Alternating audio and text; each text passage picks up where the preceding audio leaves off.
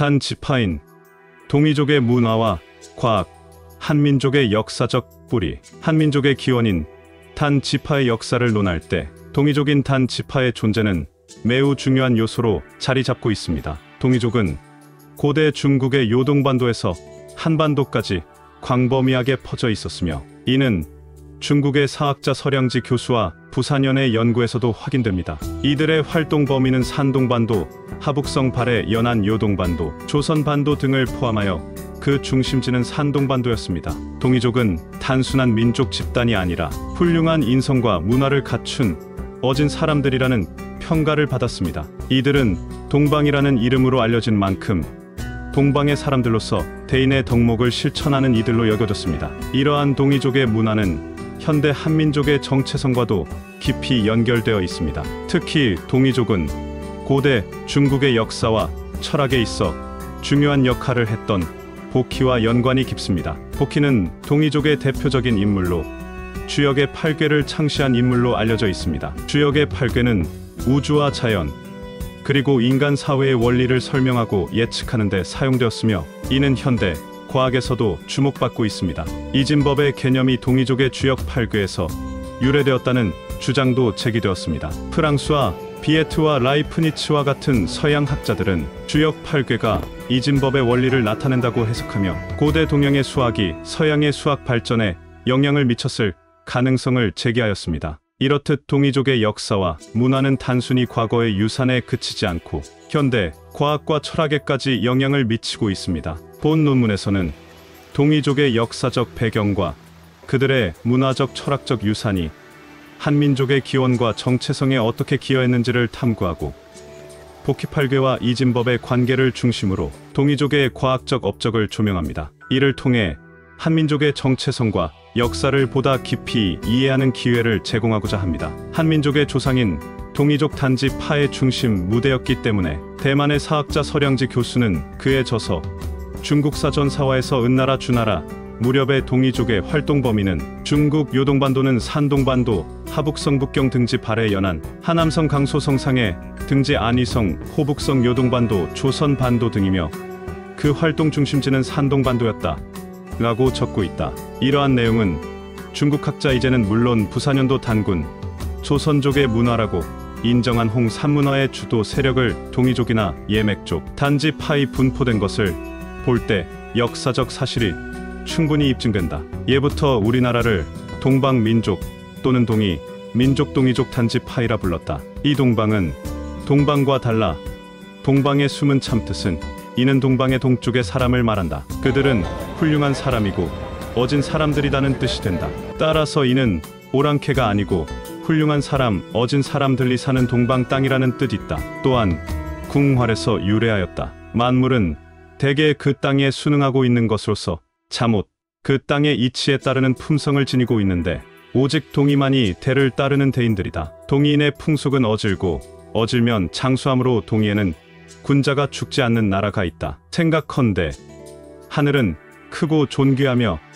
땅도 크고 존귀하며 사람 역시 크고 존귀한 것이다. 크고 존귀함을 나타내는 대자는 사람의 형상을 본뜬 것인데 이자의 옛 글자는 대자에서 유래된 것이다. 이렇듯이 군자는 동이인들과 같은 사람들을 말하는 것이고 동이인들처럼 행동하면 복이 내린다. 중국 정사 조선열 국전 서울 동문선 1996년 참고 자료를 활용하면 된다. 부산연은 중국의 사학자로 고대 동양의 역사와 문화에 대한 연구로 유명합니다. 그는 태오 복희가 우리 민족인 동이족은 단지파이라는 주장을 펼쳤는데 그 근거로 복희 8궤가 이진법의 원리를 나타낸다는 비에트의 주장을 들었습니다. 비에트는 프랑스의 수학자로 이진법의 원리를 발견한 것으로 유명합니다. 그는 복희 8궤의 8궤를 이진법의 8자리로 해석하여 복희 8궤가 이진법의 원리를 나타낸다는 주장을 펼쳤습니다. 부산연은 이러한 비에트의 주장에 동의하여 태오 복희는 한민족의 후손인 동이족 단지파이라는 주장을 펼쳤습니다. 그는 복희 8궤가 이진법의 원리를 나타낸다는 것은 복희가 동이족이라는 증거라고 주장했습니다. 왜냐하면 동이족은 고대부터 이진법을 사용했다는 기록이 있기 때문입니다. 부산연의 주장은 일부 학자들로부터 지지받았지만 다른 학자들로부터는 반박을 받기도 했습니다. 반박하는 학자들은 복희 8궤가 이진법의 원리를 나타낸다는 비에트의 주장이 근거가 없다고 주장했습니다. 또한 동이족이 고대부터 이진법을 사용했다는 기록이 빈약하다고 주장했습니다. 결론적으로 부산연의 주장은 아직까지도 논란의 여지가 있습니다. 그러나 복희 8궤와 이진법의 관계에 대한 연구는 계속되고 있으며, 이러한 연구를 통해 태호 복희는 한민족의 정체성에 대한 새로운 이해가 이루어질 수 있을 것으로 기대됩니다. 다음은 부산연의 주장에 대한 반박의 내용입니다. 복희 8궤가 이진법의 원리를 나타낸다는 비에트의 주장은 근거가 없다. 비에트는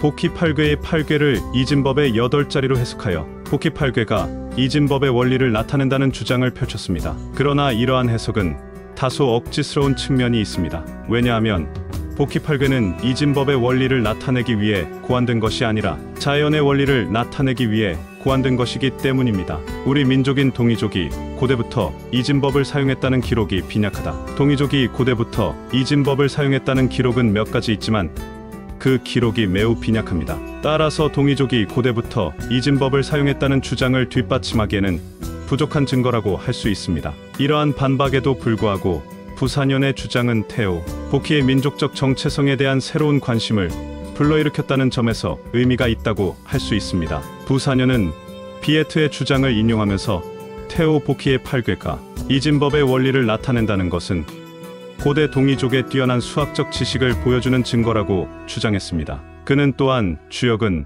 모든 과학의 열쇠이며 모태이기 때문에 태호 복희의 8궤가 이진법의 원리를 나타낸다는 것은 고대 동양의 과학이 서양의 과학보다 앞선다는 것을 의미한다고 주장했습니다. 부산연의 주장은 당시에는 큰 반향을 일으켰지만 현대 학자들 사이에서는 그 근거가 부족하다는 의견이 지배적입니다. 복희 8궤가 이진법의 원리를 나타낸다는 주장은 비에트의 주관적인 해석이라는 것입니다. 한민족인 복희 8궤는 고대 동이족의 출신이며 천문학, 지리학, 의학 등 다양한 분야에 사용되었던 것으로 알려져 있으며 그 의미가 단순히 이진법에 국한되지 않는다는 지적도 있습니다. 그럼에도 불구하고 부산연의 주장은 고대 동양의 수학이 현대 수학의 발전에 중요한 영향을 미쳤다는 점을 시사하는 것으로 평가받고 있습니다. 우리 한민족의 조상인 동이족의 역사 문화에 대한 연구에도 중요한 영향을 미쳤습니다. 비에트와 라이프니츠의 주장은 고대 동양의 수학이 서양의 수학에 영향을 미쳤을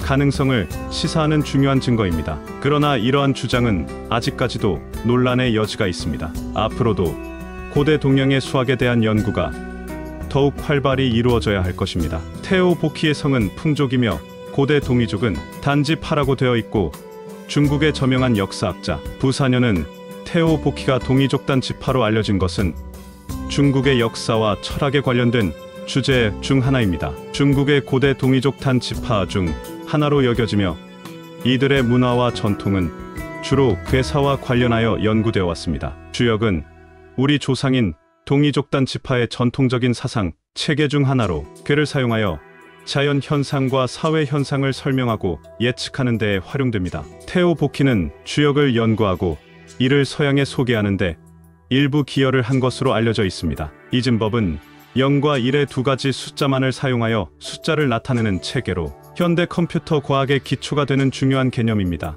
라이프니츠는 주역의 괴를 보고 이진법의 개념을 이끌어내는데 그가 이를 체계화하고 정립시킨 것으로 알려져 있습니다. 베이징에 있는 프랑스 전도사 부베와의 편지 교환을 통해 주역을 배우고 괴상을 연구한 것으로 알려진 라이프니츠는 주역을 연구 논문으로 발표하기 위해 동양을 다녀온 신부들의 보고서를 입수했던 것으로 전해지고 있습니다. 라이프니츠의 주역 64궤의 연구는 그가 서양의 이진법을 소개하고 체계화하였습니다. 우주의 원리와 변화의 법칙을 설명하는데 각 궤는 6개의 선음과 양으로 구성되어 있습니다. 이러한 선의 조합이 이진법의 0과 1로 해석될 수 있다고 생각한 라이프니츠는 이 개념을 바탕으로 이진법을 체계화하였습니다. 그의 논문은 주역에 대한 서양 세계의 이해를 넓혔다고 평가되고 있습니다. 위의 내용은 16세기 프랑스의 수학자 프랑수아 비에트가 이진법을 발견하고 그 발견의 근거로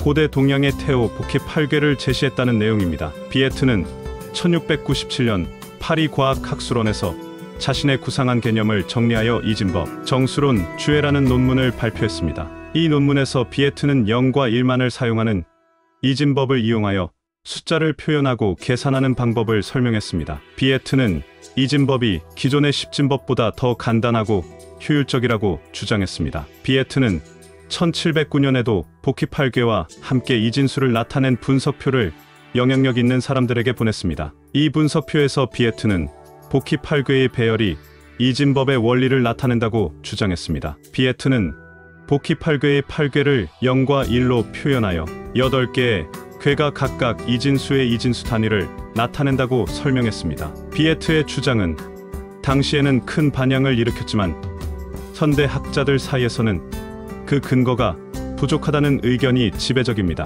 복희 8궤가 이진법의 원리를 나타낸다는 주장은 비에트의 주관적인 해석이라는 것입니다. 또한 복희 8궤는 우리 한민족의 출신이며 고대 동이 단지파는 천문학, 지리학, 의학 등 다양한 분야에 사용되었던 것으로 알려져 있으며 그 의미가 단순히 이진법에 국한되지 않는다는 지적도 있습니다. 그럼에도 불구하고 비에트의 주장은 고대 동양의 수학이 현대 수학의 발전에 중요한 영향을 미쳤다는 점을 시사하는 것으로 평가받고 있습니다. 내용을 간략히 요약하자면 복희의 8궤는 8가지 궤성을 3개의 효로 나타내며 라이프니츠는 이를 이진법으로 해석했습니다. 이를 1과 0으로 표현하여 이진수로 나타내면 8궤는 이와 같은 형태를 가지게 됩니다. 라이프니츠는 이 이진수 표현이 부호 논리학의 기초가 되었으며 이를 주역의 원리에서 영감을 받았다고 주장했습니다. 이는 그의 논문과 연구가 나중에 부호 논리학과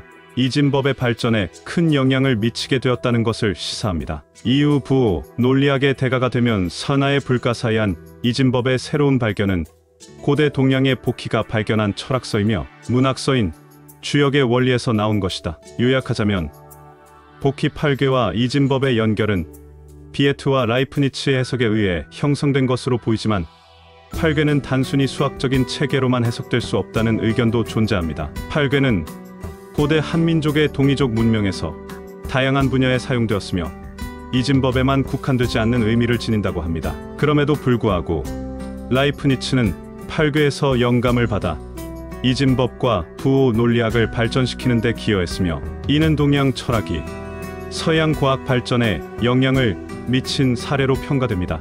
감사합니다.